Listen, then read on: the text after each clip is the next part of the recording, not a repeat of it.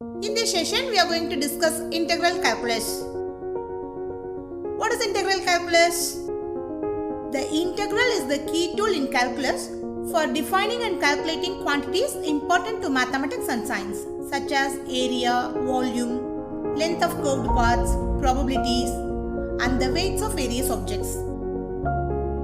The basic idea of integral calculus is finding antiderivatives, which is the opposite process of differentiation, that is the reverse process of differentiation. Shall we discuss an application here? Yes, we are going to discuss area. The area under a curve y is equal to f of x. Suppose we want to find the area of the shaded region R that lies below the curve y is equal to f of x and above the x-axis. Do you have any formula for this? No. Unfortunately, there is no single geometric formula for calculating the areas of general shapes having curved boundaries like the region R. How then can we find the area of R?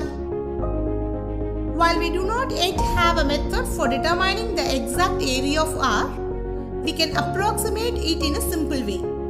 Yes, solving an unknown by using a known method. All of us know very well that how to find the area of the rectangle, is it? What is the area of the rectangle? Length into breadth. We are using that to find the area of this shape. Look at this region. We are slicing this region into smaller rectangles of equal width, delta x. Any point in the curve is of the form x comma f of x. So that the y coordinate is f of x, which is the height of the rectangle. The height is the length here. So that the length of each rectangle is f of x. We take the width as delta x. So that the product f of x into delta x is the area of each rectangle. We add up the areas of all these rectangles to get the area of the shaded region. The figure shows the rectangles containing the region R. Each rectangle has width delta x moving from the left to right. We calculate the area by adding up the rectangles, which is not very accurate. What does it mean? When you sum up the areas of the rectangles, the answer is not accurate because look at the figure. There are some portions left at the top of each rectangle, so that we are getting only an approximate solution. Then how to minimize the approximation? We improve our estimation by using thinner rectangles. These rectangles give the approximation which is still getting better. That is, we are increasing the number of rectangles by reducing the width of these rectangles. By taking more and more rectangles with each rectangle thinner than the before, it appears that these finite sum gives better and better approximations to the true area of the region R. That is a lot of adding up, is it? But we do not have to add them up manually, as there is a shortcut which is derived by using a technique called Riemann sum. We now write dx to mean delta x, the width of the rectangles approaching to 0, which is negligible. So that the area A is equal to integral f of x dx. Shall we read this more simpler?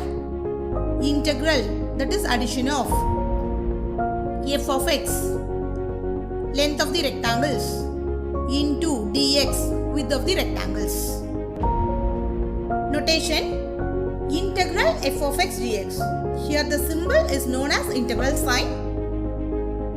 The function f of x is known as integrand. Dx indicates the variable of integration. There are two types of integrals. One is indefinite integral, the other one is definite integral. What is an indefinite integral? It is represented without limits and results in a family of functions. An indefinite integral, integral f of x dx, is a function plus an arbitrary constant. That is, integral f of x dx is equal to capital F of x plus c.